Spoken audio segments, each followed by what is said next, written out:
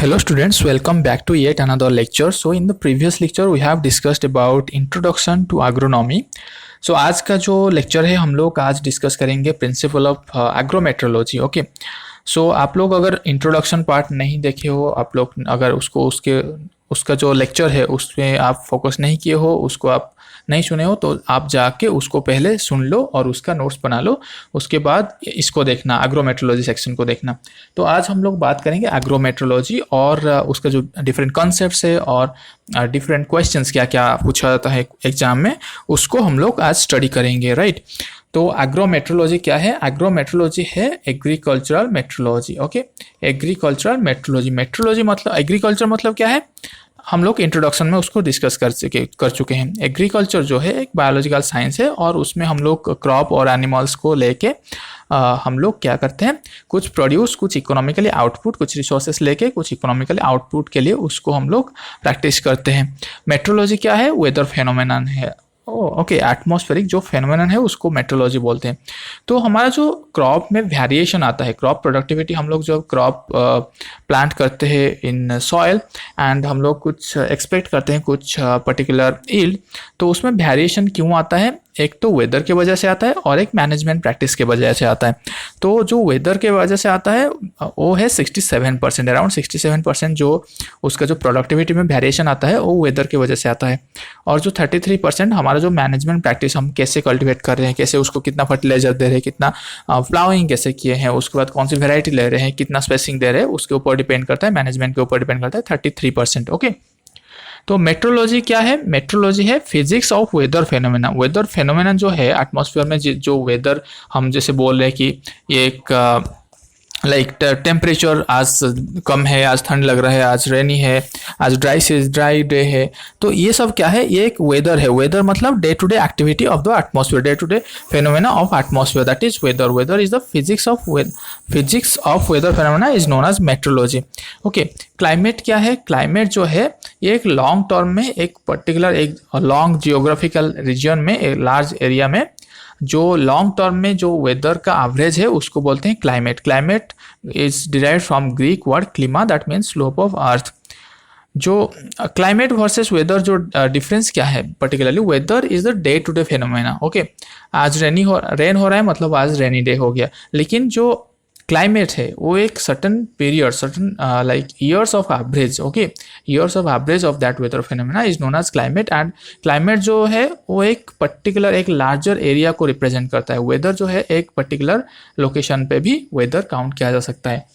उसके बाद micro climate क्या है? माइक्रो क्लाइमेट जो है वो है मतलब क्रॉप का जो चारों तरफ जो क्लाइमेट है उसको माइक्रो क्लाइमेट बोलते हैं. जनरली जो लाइक उसका रेंज है less than 1.25 metre from the crop canopy और रूट. ओके, राइजोस्फेरिक क्लाइमेट जो माइक्रो क्लाइमेट है वो दो टाइप का है, एक राइजोस्फीयर क्लाइमेट और एक फाइलोस्फीयर क्लाइमेट. राइजोस्फीयर क्लाइमेट मतलब जो रूट है, रूट सेक्शन है क्रॉप का, उसके चारों तरफ कैसा है, मतलब स्टेटस ऑफ मतलब उसका चारों तरफ जो है स्टेटस क्या है.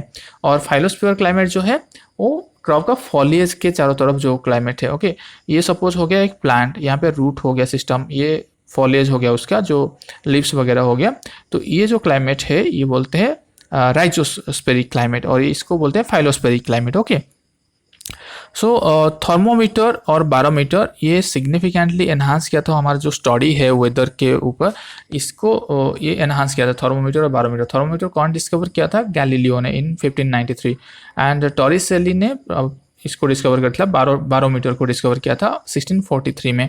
ओके, जो हमारा जो वेदर और डे टू डे एक्टिविटी जो स्टडी करते हैं उनका जो हेड इंस्टीट्यूशन है इंडिया में वो है IMD, Indian meteorological department, which is located at Pune. In 1875 it was established. Okay, and जो IMO है इंटरनेशनल मेट्रोलॉजिकल ऑर्गेनाइजेशन, इसका जो हेडक्वार्टर है जेनेवा में है, स्विट्जरलैंड में. Okay, it was established in 1873. तो IMD के अंडर बहुत सारे इंस्टीट्यूशन एस्टेब्लिश हुआ था, जैसे कि फार्मर वेदर बुलेटिन स्टार्ट हुआ था कब? 1945 में. एग्रोमेट्रोलॉजिकल डिवीजन कब स्टार्ट हुआ था IMD के अंडर? 1932 में. NCMRWF जो कि national centre for medium range weather forecasting, it was established in 1988. Okay, so agrometeorological observatory क्या है?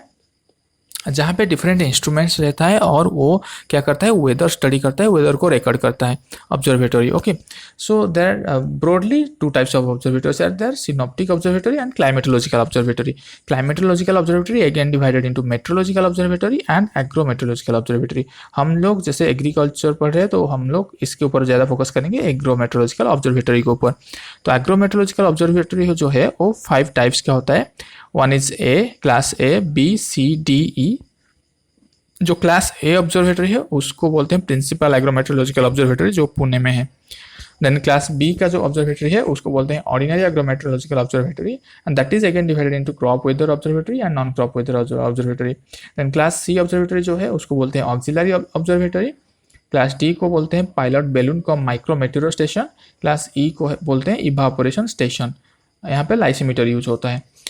अगर हमारा जो लोकल मीन टाइम हम कैसे कैलकुलेट करेंगे, लॉन्गिट्यूड से लोकल मीन टाइम कैसे कैलकुलेट करेंगे, ये जैसे अर्थ हो गया तो ये जो वर्टिकल लाइंस है उसको बोलते हैं लॉन्गिट्यूड, और ये जो हॉरिजॉन्टल लाइन क्रॉस किया हुआ है इसको बोलते हैं what, altitude. Okay, latitude, latitude, longitude. Latitude जो है वो हॉरिजॉन्टल लाइन है parallel to the prime meridian. Then longitude जो है ग्रीनविच मेरिडियन को वो वर्टिकली रहता है, ग्लोब को क्रॉस सेक्शन करता है, वो है लॉन्गिट्यूड। एंड अल्टीट्यूड क्या है, अल्टीट्यूड जो है मीन सी लेवल से कितना ऊपर है, हाइट। ओके, अल्टीट्यूड सपोज हम बोलेंगे कि अल्टीट्यूड जो हिल स्टेशन रहता है उसका अल्टीट्यूड हाई रहता है तो वो हो गया अल्टीट्यूड, और सी लेवल में अल्टीट्यूड लो रहता है। वैसे ही जब हम लोग मेरे प्राइम मेरिडियन कहा जाता है, जो कि लॉन्गिट्यूड ग्रीनविच मीन टाइम जो है वो 0 डिग्री लॉन्गिट्यूड माना जाता है, जो कि लंदन होके क्रॉस होता है।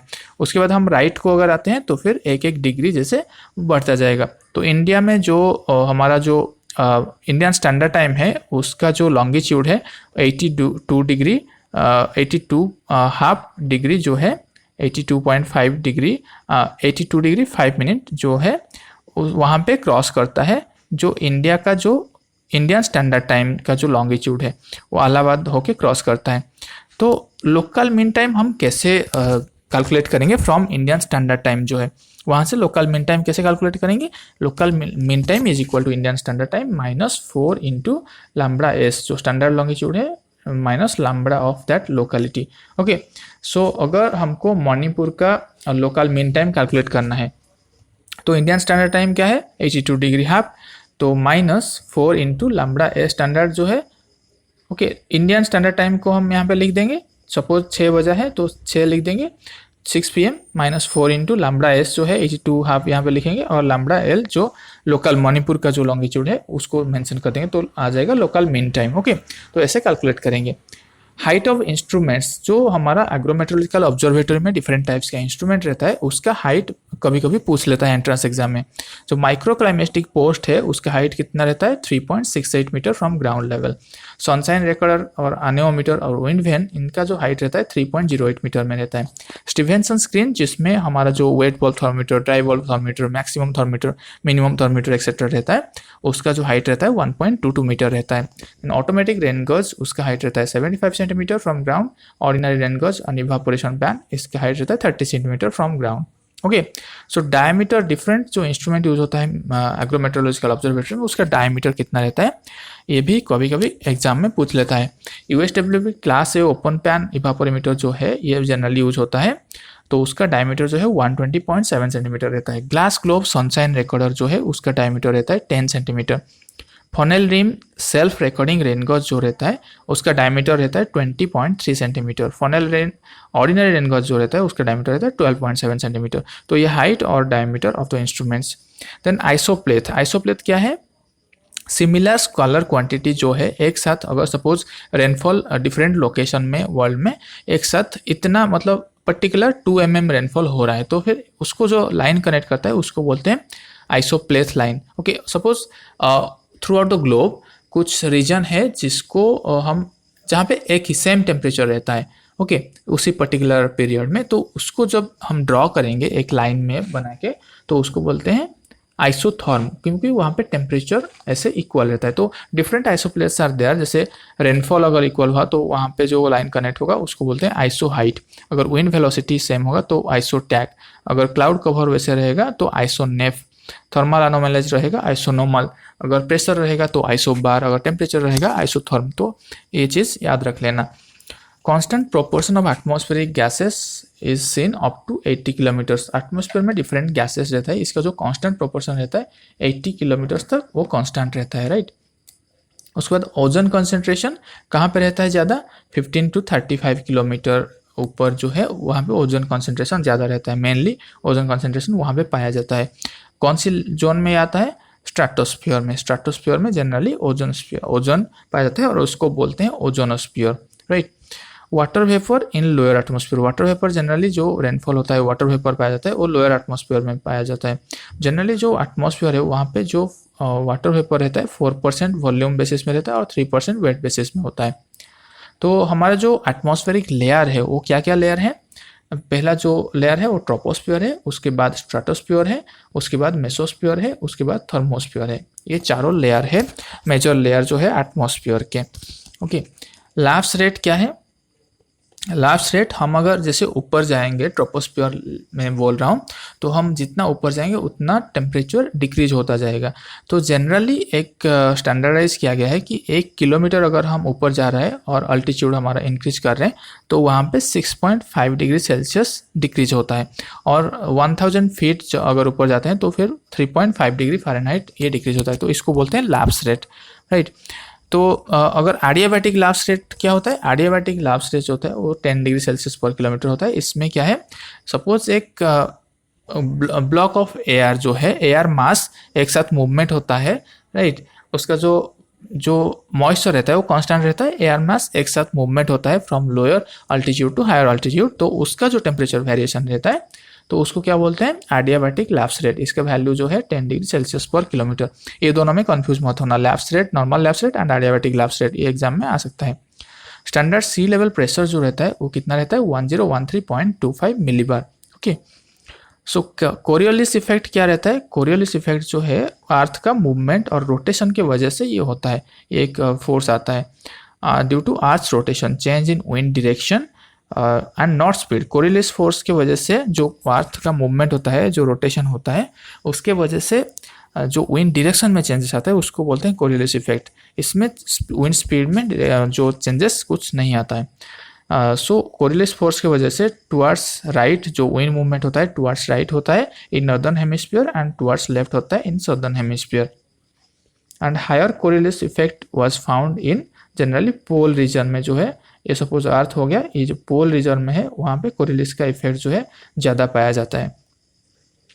Most accurate instrument for use for measuring atmospheric pressure that is 14 barometer. Different types of barometers are used to measure atmospheric pressure, but उनमें से जो एक्यूरेट मोस्ट एक्यूरेट इंस्ट्रूमेंट है वो है 14 बैरोमीटर। तो एटमॉस्फेयर का जो कन्वर्सन, यूनिट्स का जो कन्वर्सन है, 1 atmosphere is equal to 29.92 inch is equal to 76 centimetre of mercury column, 1013 millibar is equal to 101.32 kilo pascal is equal to 14.7 pound per square inch. SI unit क्या है pressure का, pascal. Okay, that is 1 newton per metre square. 10 bar is equal to 1 mega pascal, ये important है, इसको याद रख लेना। 10 bar is equal to 1 mega pascal. Horse latitude जो है वो कहाँ से कहाँ तक है, 30 to 35 degree north and south. Okay, westerly generally cyclonic storm कौन सी जोन में होता है, वेस्टर्लीज में। ओके, विंड का जो फोर्स है वो ब्यूफोर्ड स्केल मेजर करता है, that is from 1 to 12, the range of Beaufort scale that is 1 to 12।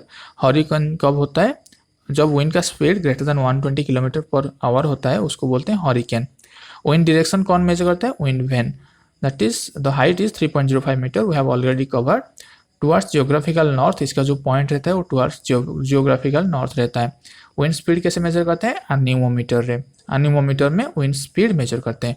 In synoptic chart the unit is, anemometer का जो यूनिट रहता है नॉट रहता है, 1 knot is equal to 1.15 mile per hour is equal to 1.85 kilometre per hour is equal to 0.52 metre per second. There are different types of winds found. One is gradient wind, another is geostrophic wind, another is thermal wind. General circulation of wind, there are different types of circulation, global circulation of wind are there. That is, one is tropical easterlies, that is known as trade wind. Then westerlies are known as anti-trade wind. Then polar easterlies are found. So they are actually, ये wind जो flow होता है in different tropical and sub tropical and polar region, ये generally pressure gradient के द्वारा drive होता है। Pressure gradient difference होने से विंड फ्लो होता है।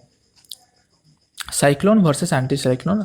एंटी साइक्लोन का जैसे हाई प्रेशर सेंटर रहता है, तो साइक्लोन का जो है लो प्रेशर सेंटर जहाँ पे रहता है वहाँ पे साइक्लोन होता है। साइक्लोन का जो है मूवमेंट, एयर मूवमेंट जो है वो क्या रहता है, anti clockwise in northern hemisphere, but anti cyclone का क्लॉकवाइज इन नॉर्दर्न हेमिस्फीयर रहता है। Change in weather is slow in anti cyclone but it is rapid in cyclone. cirrus cloud absent in anticyclone but cirrus cloud is present in cyclone. Less cloudiness in anticyclone but more cloudiness in cyclone. Okay, so this is the basic difference between cyclone and anticyclone. Unequal heating of land and water due to difference in specific heat. Specific क्या होता है, कितना calorie चाहिए 1 ग्राम substance को 1 degree Celsius rise करने के लिए, उसको बोलते हैं स्पेसिफिक हीट। उसका जो यूनिट है कैलोरी पर ग्राम पर डिग्री सेंटीग्रेड है। वाटर के लिए स्पेसिफिक है 1, स्पेसिफिक हीट है 1 कैलोरी पर ग्राम पर डिग्री सेंटीग्रेड। सॉइल के लिए स्पेसिफिक हीट है 0.2 कैलोरी पर ग्राम पर डिग्री सेंटीग्रेड। तो इसका मतलब क्या है, एक जो 1 ग्राम सब्सटेंस, 1 ग्राम वाटर का 1 डिग्री सेल्सियस इंक्रीज करने के लिए हमको 1 कैलोरी एनर्जी चाहिए, लेकिन वहीं पे सॉइल में 1 ग्राम सॉइल को 1 डिग्री सेल्सियस इंक्रीज करने के लिए 0.2 कैलोरी एनर्जी चाहिए। इसीलिए सॉइल जो है बहुत जल्दी गर्म हो जाता है और बहुत जल्दी ठंडा हो जाता है। ओके, हॉपकिंस बायोक्लाइमेटिक लॉ क्या होता है? Hopkins bioclimatic law states that morphological activity delayed by 4 days for 1 degree latitude, 5 degree longitude and 12 meter altitude। अगर 1 डिग्री लैटिट्यूड इंक्रीज होगा, 5 डिग्री लॉन्गिट्यूड इंक्रीज होगा और 12 मीटर ऑल्टीट्यूड इंक्रीज होगा, तो फिर जो क्रॉप का जो फिनोलॉजिकल और मॉर्फोलॉजिकल एक्टिविटी है वो 4 दिन डिले हो जाएगा। ये हॉपकिंस बायोक्लाइमेटिक लॉ रिप्रेजेंट करता है। तो ये कौन सी स्टेज में कहाँ पे एप्लीकेबल होता है? ये टेम्परेट क्रॉप के लिए जनरली एप्लीकेबल होता है। Then monsoon. मानसून क्या है? ये अरबिक वर्ड है, मौसम से डिराइव हुआ था, उसका मतलब है season. There are broadly 2 types of monsoon found in India, that is one is south west monsoon, another is north east monsoon. South west monsoon के वजह से जनरली 75 to 80% ऑफ रेनफॉल जो इंडिया में होता है वो साउथ वेस्ट मानसून की वजह से होता है। नॉर्थ ईस्ट मानसून की वजह से जनरली आंध्र प्रदेश और तमिलनाडु में रेनफॉल होता है। ओके, ये बहुत लो होता है। तो जो रेनफॉल का डिस्ट्रीब्यूशन है बाईमोडल डिस्ट्रीब्यूशन है in India, because there are 2 types of monsoon, south west monsoon और north east monsoon are prevailed. So failure of monsoon का जो रीजन है क्या क्या हो सकता है? एल नीनो की वजह से फेलियर हो सकता है, नेगेटिव सदर्न ऑसिलेशन इंडेक्स की वजह से फेलियर हो सकता है, देन एटमॉस्फेयर में carbon dioxide concentration, deforestation, ozone layer thinning, ये सब कुछ रीजन हो सकता है फेलियर ऑफ मानसून के लिए। जो हैडली सेल है ये नॉर्थ साउथ डायरेक्शन का है, वाकलर सेल जो है ये ईस्ट वेस्ट डायरेक्शन का है। Plant growth inhibit when wind speed, अगर wind speed greater than 10 kilometre per hour होता है तो प्लांट ग्रोथ इनहिबिट करता है। विनोइंग के लिए more than 15 kilometre per our wind speed चाहिए होता है। देन हम लोग नेक्स्ट क्लास में देखेंगे क्लाउड्स के बारे में और भी बहुत सारा चीज़ डिस्कस करेंगे। स्टे ट्यून्ड गाइस, अगर आपको वीडियो अच्छा लगता है तो फिर शेयर कीजिए एंड लाइक कीजिए। Till then bye bye.